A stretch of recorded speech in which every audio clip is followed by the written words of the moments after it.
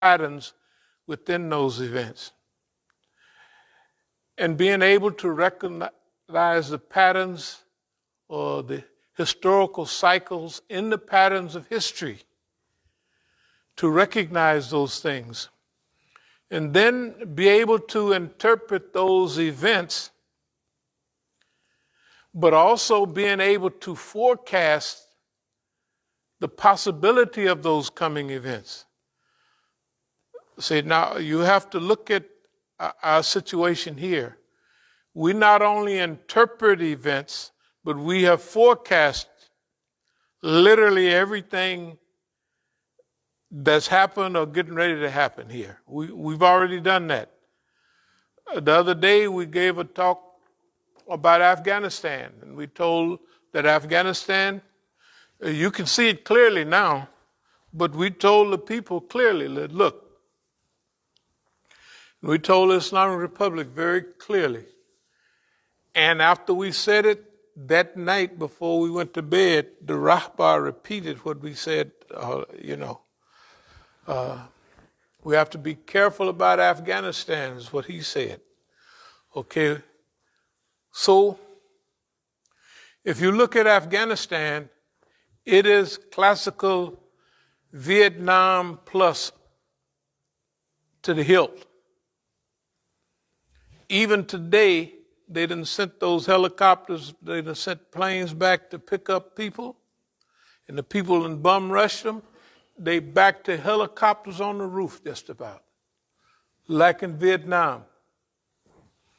Okay, how did those helicopters get back? How did those planes get back? It's because we said right here, there go boss man again, just making fun of him. See, you got to understand what effect you're having on your enemy. He's having a little effect on you, and you're having an effect on him. And you gotta play. You get to where you can play with him. Oh, boss man doing like they did in Vietnam again. He ran off and left them like he ran off and left the Iraqis like he ran, which he did. So 3 days ago, they said, well, we're going back and get our folks. Right? That's where they are now. They're back. We done got them running back to get them people. Because remember, they didn't already run off. They ain't, how did they forget we left them or we forgot? No. We said right here. Okay, now we don't say we don't care, but in a way, if the Negro understand where we're coming from or not, we're not going to lose no sleep. We know where we are within the world, within the scheme of things in the world, in the Muslim world. We know where we are. We didn't just get here the other day. We've been here all the time. And when we give talks like White Man on the Line, that means we got him. You can't get away from him completely because you're living in his country. He got all this stuff. He can have an effect on you. Right? But you got to understand the effect he's having on you. And then you get to know him better than he knows you. Now, he thinks the opposite. He said, I got this nigga. I got them niggas. Because you got to remember, the time we got in, nobody else has that time. Nobody else has that amount of time and that amount of expertise. Nobody could forecast the behavior of the United States anywhere close to where we could. I'm saying nobody has. Over a period of decade after decade, we already know that. Now, whether people say, we know you, yeah, man, they don't have to say that first.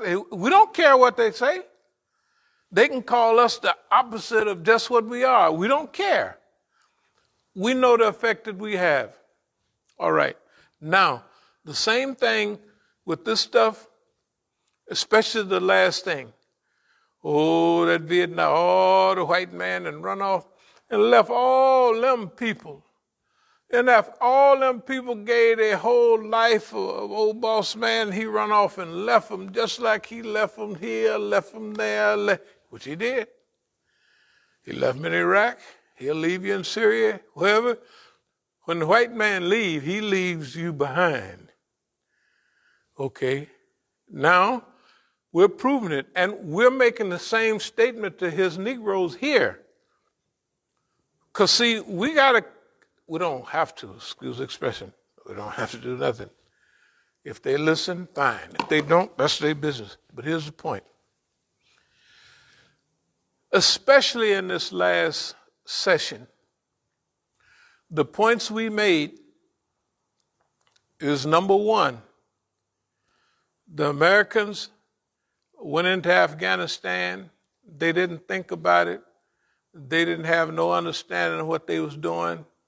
They got stuck there for 20 years, and now they packing up and they running off.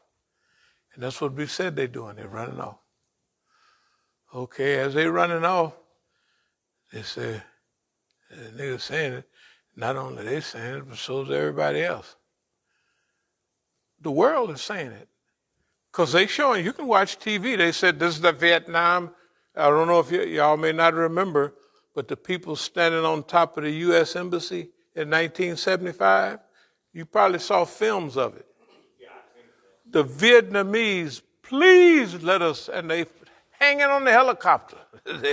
Boss man saying goodbye. After that, the communists come in and took over, and they call them the boat people. Y'all may not have heard about them. That means the people in Vietnam, the snitches jumped in the water on old rickety boats. They had to get away because the communists is coming. See, man, and the Reds came in there, and all them tattletale Vietnamese had to leave. That's why they had all the Vietnamese coming over here, 75, 76, 77, up to 80 and all that. All those new people down in Texas, out in California, you know. Okay. So we know that's the American psychic. We know that's a pattern of behavior of the American government. When it's time to go, they pack up and leave. And you say, boss man, I was with you. I was an interpreter, I was a translator, I was snitching on everybody. And that's what the people are, boss man. Last week, 2 weeks ago, all they people, you can see it on the news, all they people from Afghanistan telling them, boss man, they're going to kill us. I remember one lady was saying,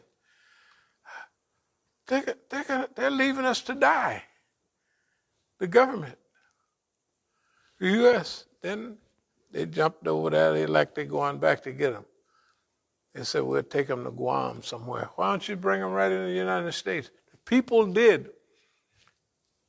The Iraqis, some of them are dead now, putting their life on the line for boss man. Right? Some of the Syrians, they thought they were getting killed right now because they stayed with boss man. And boss man supports, whether it's Kurdish groups or whoever, when it fits them. But now it's not just boss man running things right now. It's the Zionists running things, and sometimes the Zionist program conflict with the U.S. policy, and sometimes they travel in the same direction. This thing with CARE that we're doing right now, this is a mixture. This is like the Negro problem. This is a mixture of Zionists. The Zionists set this up. The Zionists chose these guys.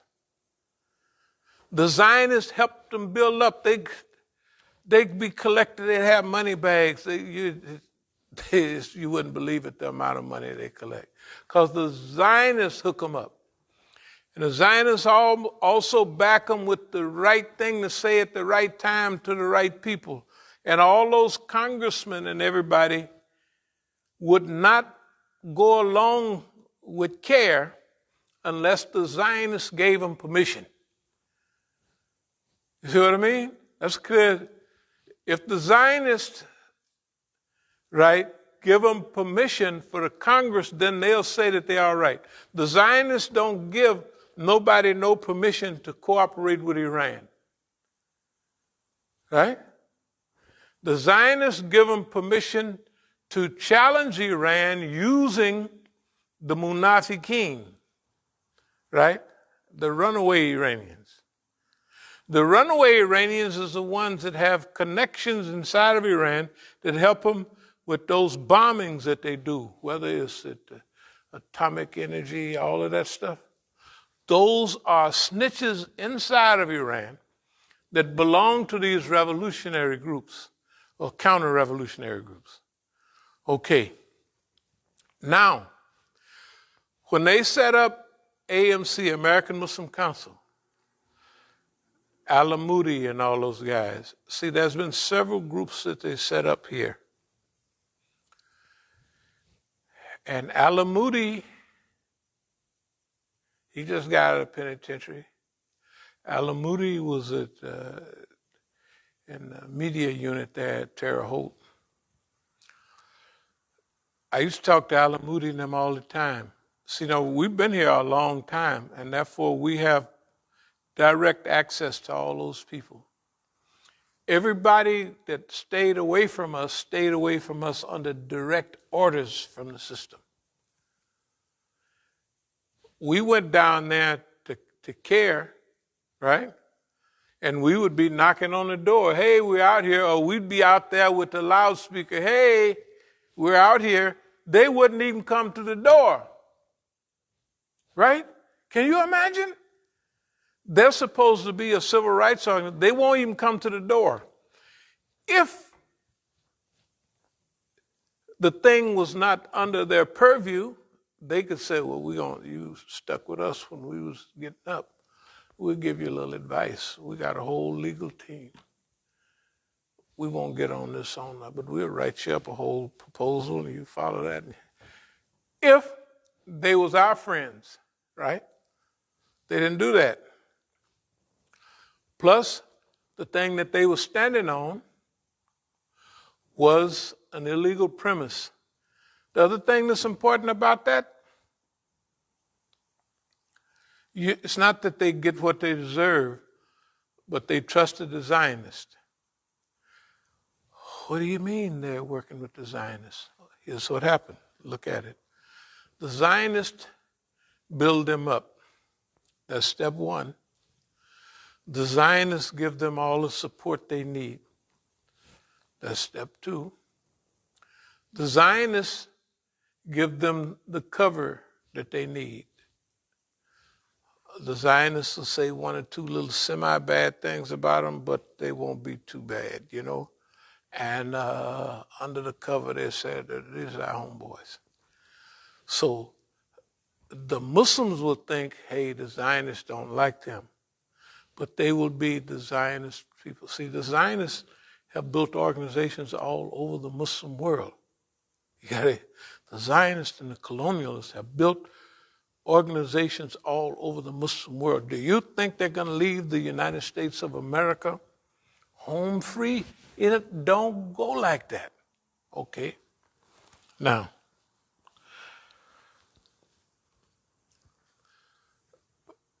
we have a policy now that we're going to follow through with, what's the other people down in Texas? Yeah. Okay. Whatever it is, here's what we're going to do. Now, you can see our policy from the last decades. Let's take the last 5 or 10 years. So here's clearly our policy. All of these people, the ones down in Texas, and they had them, and within a few years ago, they had got rid of the AMC, American Muslim Council. That was downtown, CARES downtown. All of them have big offices downtown. Okay. At a certain stage, they didn't want us around. They didn't want us around at all. So we have to add up from the very beginning who they are, which we did. We added all this up. There's no surprises in none of this for us. We knew from day one who they was and who was behind them. Okay, now, as the Zionists build up their organization, let's say CARE, they become the official spokesman. They feel, the people in CARE feel like that's what the Zionists wanted for them. Because remember, them, they are us Palestinians. So those groups have direct, when you hear the Zionists know this and they know that, they in there, they build those things, right? We know